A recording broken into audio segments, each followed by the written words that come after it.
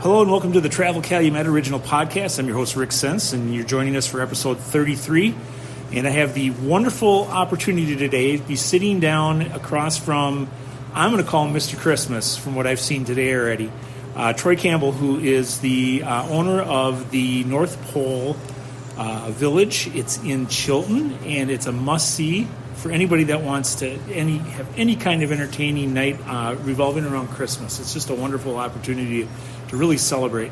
I look around here, Troy, and I'm amazed. I feel like I've taken a step back in time to when I was a kid. My mom and dad would take my sister and I down to Chicago, Michigan Avenue, look at all the window displays, or downtown College Avenue when I was a kid too, as well as those displays. Can you maybe speak to that a little bit for the listeners, and maybe give us just from your perspective, what the Christmas Village is all about here? Sure. The North Pole Christmas Village, basically, it was a concept that I came up with. I'm more or less like you. When I was a young lad, there were no computers, there were no GPS.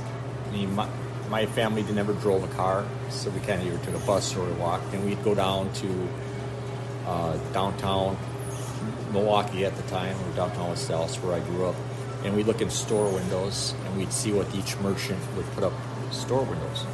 If you go back to the Macy's and the Gimbels in New York City, and even to this day go there, especially Macy's, you'll see that they actually have hired teams to actually make store windows for Christmas. Mm-hmm. So I found that up here, that concept was forgotten about. With the age of computers, the age of flashing lights and computerized Christmas shows, the static, which is something that's stationary, that move, is called static in the industry, that was lacking up here. Another thing I found is the more that the population grew older, a lot of them were missing that memory. So I wanted to design and have a Christmas village where that would captivate both the young and the old. And what I mean by the young and the old is, here at the North Pole Christmas Village, we have flashing lights. I have about 950,000 lights on the complex.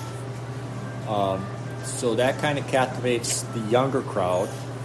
And then for the older crowd, once they come into the building, where 80% of our displays are housed, they would be like walking back in time. You can see the displays that look like that was back in time.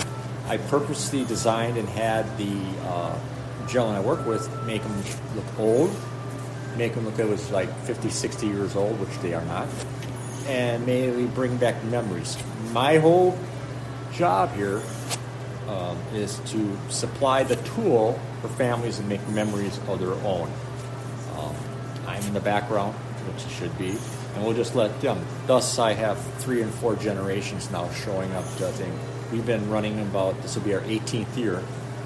So basically, that's the concept of it, and it's designed for terminally ill children, elderly that are forgotten at Christmas, people who have special needs, disabilities, who are never invited to birthday parties that are shunned, to actually come in and feel like one of the regular people, one of the regular children.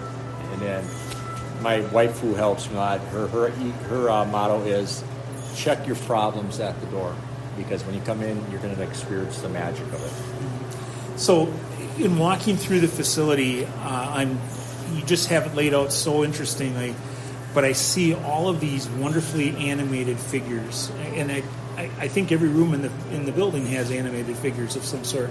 Can you maybe give listeners an idea of the work that goes into those, and maybe people you've worked with in order to bring that to Chilton? Absolutely. To do it right and to present a professional look, you work with people who have done this for a long time. People who, I'm not talking 5 years, I'm talking people who have done it for 20, 30, 40, even 50 years.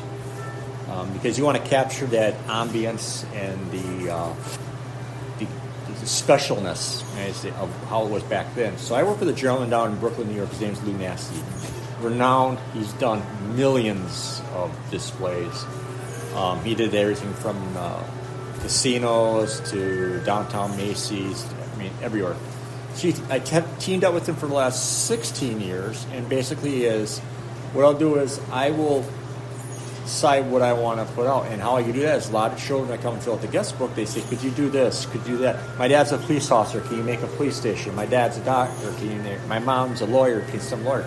So if I get enough response for one type of item, I will have it made. And how I do is I'll design it, how I want it to move, how I want it to turn, how I want it to talk, and then I'll draw it, and then I'll send those plans down to Mr. Massey down in Brooklyn, New York, and then he has a team of people that come in and make the bodies and sew the shirts, and the artists come in and paint the faces, and fabricators will do the different accessories I need, and then the engineers do the wiring.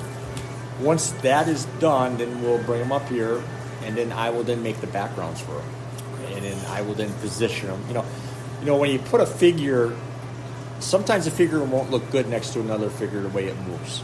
So you actually got to have a fine touch, and you got to have a way that it's going to look nice. So it's just not putting it out there and it's done. Outside, everything has to be safety. Everything has to be tethered. You know, we get high winds up here, and so everything you put out there, you got to make sure safety-wise for our guests that come in, it's not going to affect them. And even putting electricity, it's not just plugging an extension cord in here. In this complex, we have 400 amp system. I have enough power coming in here as a factory. Yeah. Okay. And it's basically you just got to keep that in mind. So it's a Christmas factory. That's an interesting kind of metaphor to the place. What was kind of the inspiration for you to do this over the years? I mean, I'm sure there's been something, because it's obviously a labor of love, and you can tell there's a lot of love when you walk through the building. So can you maybe give listeners a background on the inspiration for it? Sure.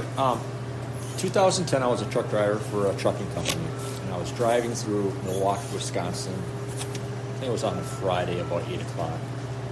And I got hit by a drunk driver.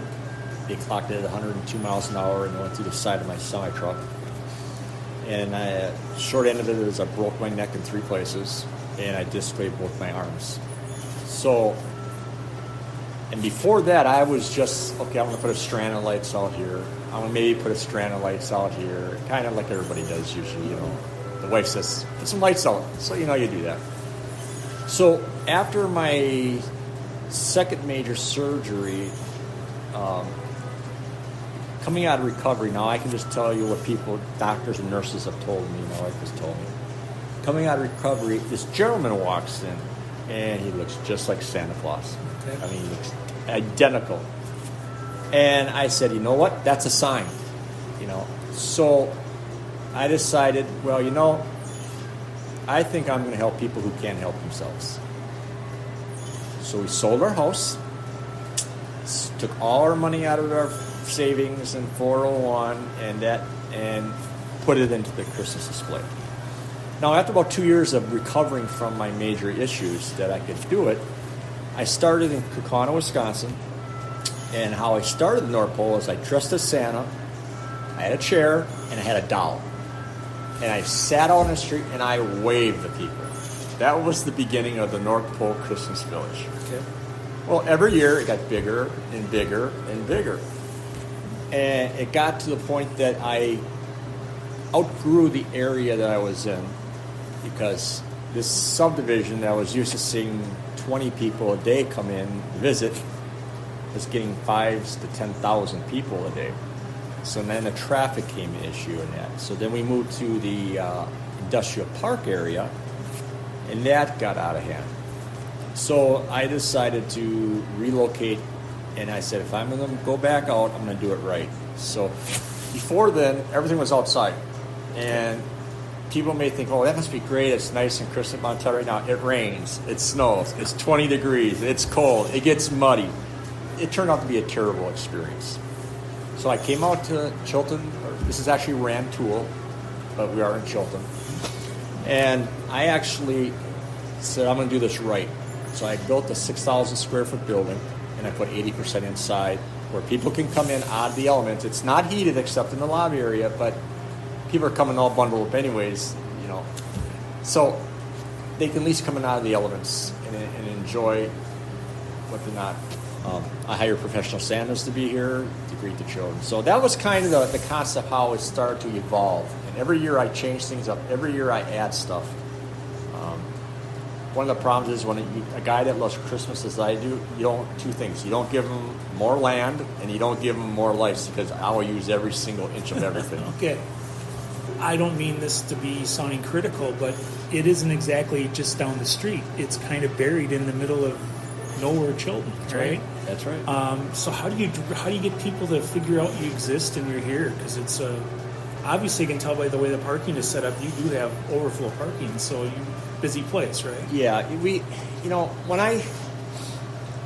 half the thing is selling the experience, and if you have two experiences, if you have where you built it in town at a shopping center, and you're saying to your children, let's go to North Pole, and you pull up into a parking lot in the city, that's not going to the North Pole.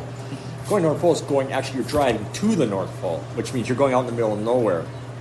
That kind of benefits is, one, you don't have that many people neighbors that would complain that all these cars are blocking their driveways or their streets and that. I have 6 acres, so I have 2 major parking areas. Thanksgiving last year, we had 1,200 cars in 4 days. So we had 5,000 people. So figure 1,200 cars in the city, where are they going to park? Mm-hmm. There's nowhere to park. And you can't park in the shopping center because then you're taking up all the other merchants' parking spaces. So you had to think of that. A lot of them go on our website, thenorthpolechristmasvillage.com, and they can see our address and our time. And GPS is a wonderful thing now.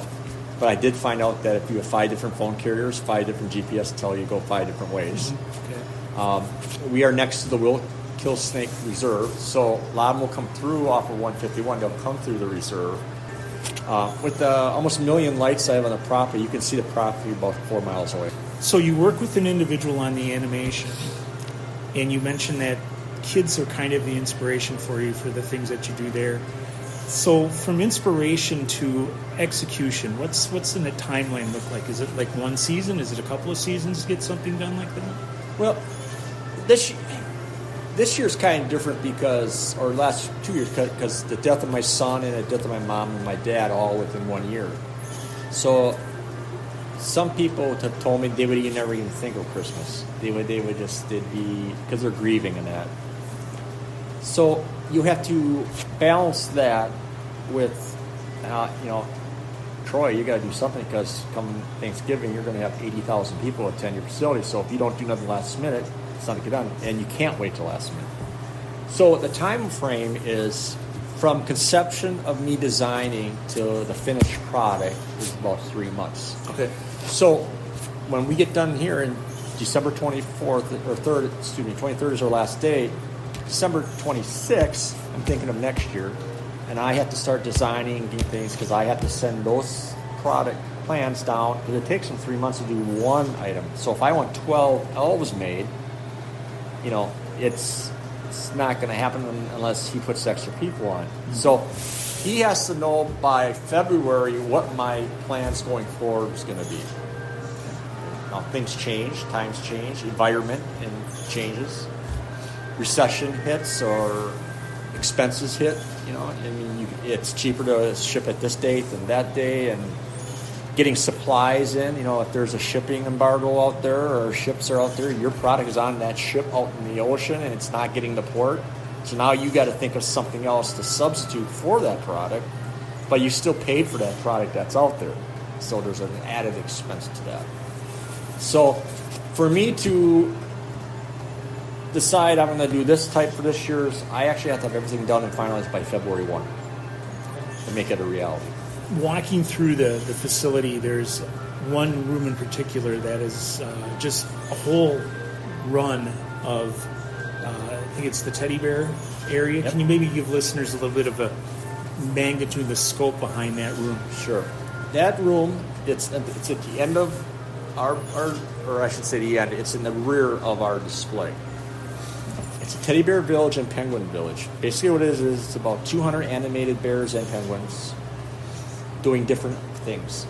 Now, and they're all sectioned off by 4-foot sections, and each section tells a story. You got the Penguin Cafe, of course, he's serving food for the bears. Then you have the optometrist, he has a studio up there. You have an artist, Artinio, he does the painting, and you have different displays telling different stories. Now that display was in New York at a bank, And that was actually in the middle of the bank. And that display, right now, they're probably 17 feet high at the highest points on that. Mm-hmm. Down in the bank, they were 40 feet high. Wow. We had to cut them down to get them into this building. I actually had to cut a hole in the ceiling to get back there. And that was down there. And I got a call from the gentleman that designed. Says, "Hey, I've had this display, and it's been in shipping containers for 5 years. Do you want to buy it?" And I said, "Okay, let me take a look." And actually, if you go on YouTube under Teddy Bear Penguin Village, you'll see it operating in this bank. And basically, as I said, "Okay, let me take a look at it." And then we went down, and then I actually flew down to New York to take a look at it. And then I actually negotiated a price for it. And 3 semi-trucks later, it came up here. Now, when you look at the display, there's a ledge up there with toy soldiers that move around. Well, that ledge is 1,500 pounds. So I had to actually have like 5-6 guys try to lift that up to prop it up. But it entertained people in New York for many years in that. And I brought up, cleaned it up, and put the life and made the backgrounds. And now it's here to enjoy it for people up here. The collection here is very eclectic and very cool. And I think of just going through the tour in my head, and you have the village area, and then inside the village area, you also have the dollhouses that people have provided to you. Can you maybe give listeners a little bit of history and design behind the village that you have, and then also a little bit on the dollhouses? I had a village again, we change everything up every year, but then we're getting to the point where we just can't change up anymore because you're only so many times you can move an item in one place. Mm-hmm. So we had a village out in the lobby, and it was maybe 5 feet by 5 feet. It maybe had 25 houses on there, And we're talking like the Christmas village. Yes, type, the little Christmas house that mom and dad or grandma would put on their mantle over the fireplace, or everybody certain would have a little certain. And I never knew about that. I guess there's a community that collects this, and they're online and stuff like that. So people always were amazed at that, and I always thought it's only 5 feet by 5 feet, but yet there's so many because I do everything in detail. So they were amazed at that. So I said, well, tell you what, we're going to really shock people this year.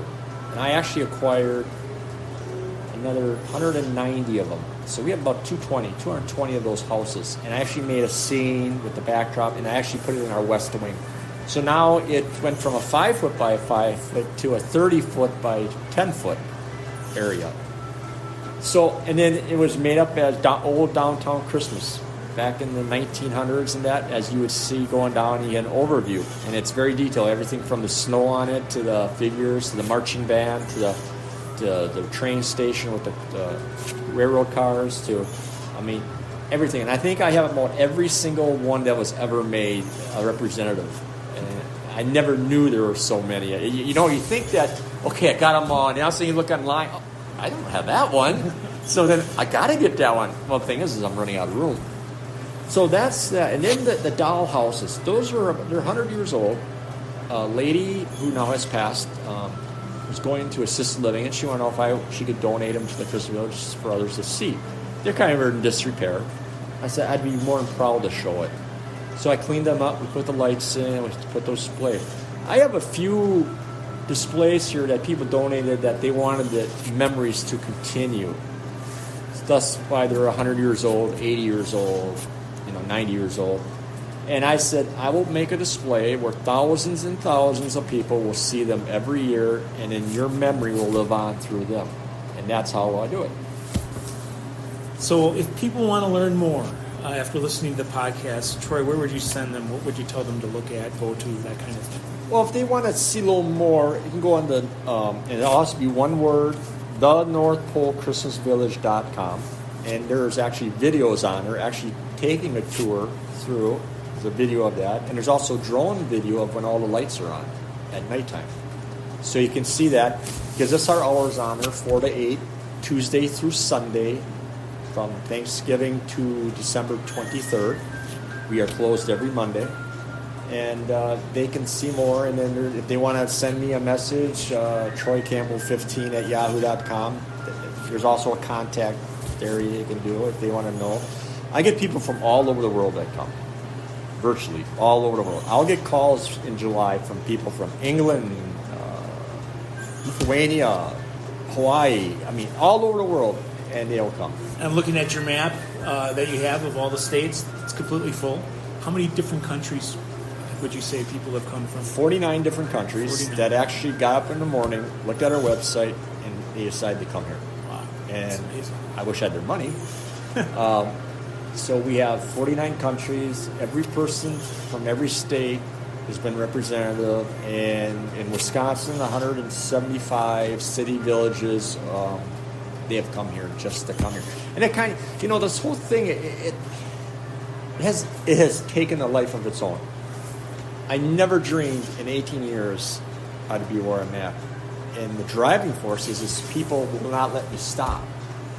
After you do this for a while, for a season, you're worn out, you're tired. Not every person that comes is in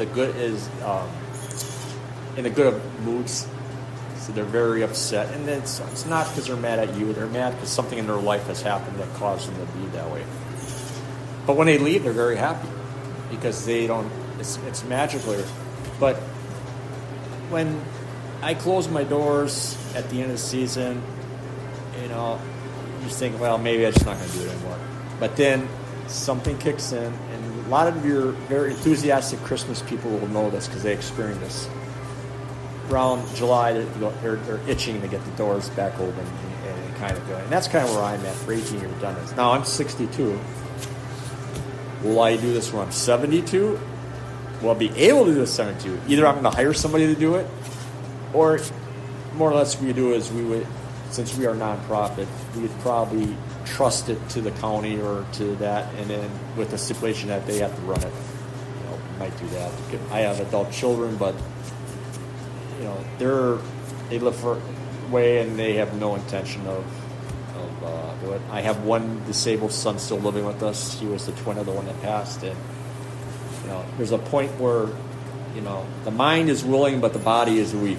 And, but till that point happens, you try to provide service to people to come and just have a good time. So you're a nonprofit. Right. You don't charge admission. Nope. How on earth do you stay afloat? It's very difficult. It's very difficult. Prices Do you have rise. sponsors? Do you have some sponsors? We have sponsors. Some donate monetarily. Others will donate services, Okay. like electrical and that. I mean, we just spent a lot of money this year. I spent about $30,000 this year, close to $40,000, because I upgraded the electrical infrastructure. The insurance, I have to carry a $3 million insurance policy. That's very high. Utilities are high.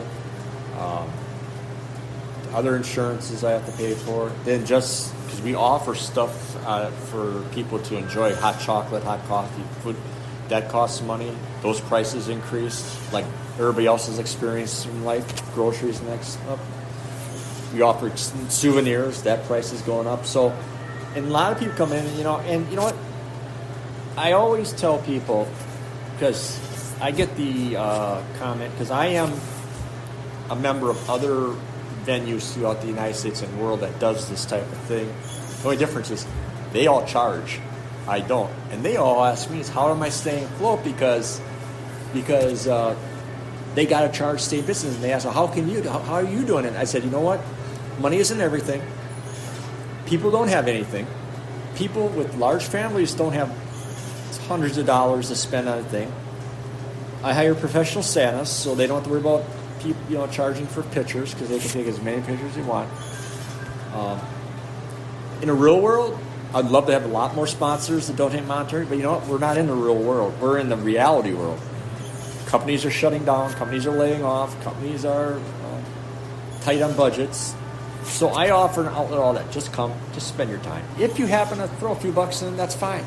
But I'm not going to have this mindset as, okay, I got to have this amount of money or I'm going to shut my doors. Now, will it get to a point if I had no sponsors and nothing, then it'd be kind of impossible to be doing this every year, because it's just, I'm retired. So, I spent $15,000 of my own money to do this.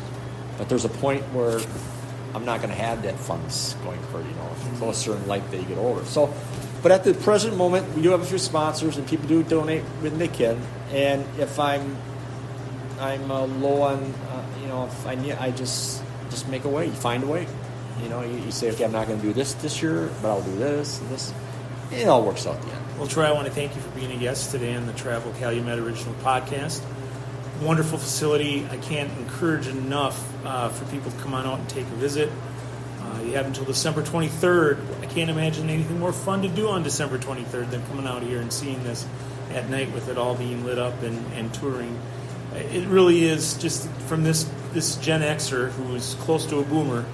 I can really tell you that it does really evoke memories of your childhood when you're walking through and seeing these figures move and things. And it's just a wonderful thing that you're doing here, and I just applaud what you're doing, and I wish you much more success as you go forward. So. Well, thank you. I'm glad to be here. And like I said, if anybody has any questions, they can go on our website.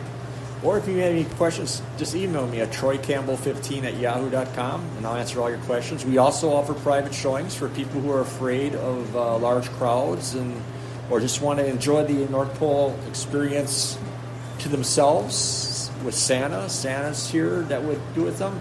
The only thing I would premise that is book early. There's a booking site on there because once December hits and Christmas comes, we get a lot more busier and a lot more. We only offer one showing a day, Tuesday through Sunday during the day. So I would encourage them to take advantage. You've been listening to the Travel Calumet Original Podcast. Thank you for listening, episode number 33. And don't hesitate to go out to our website at travelcalumet.com. and click on the microphone on the main page and listen to not only this, but 32 previous episodes. We wish you happy holidays from the venue today, and thanks again, Troy, for being on the show. Thank you.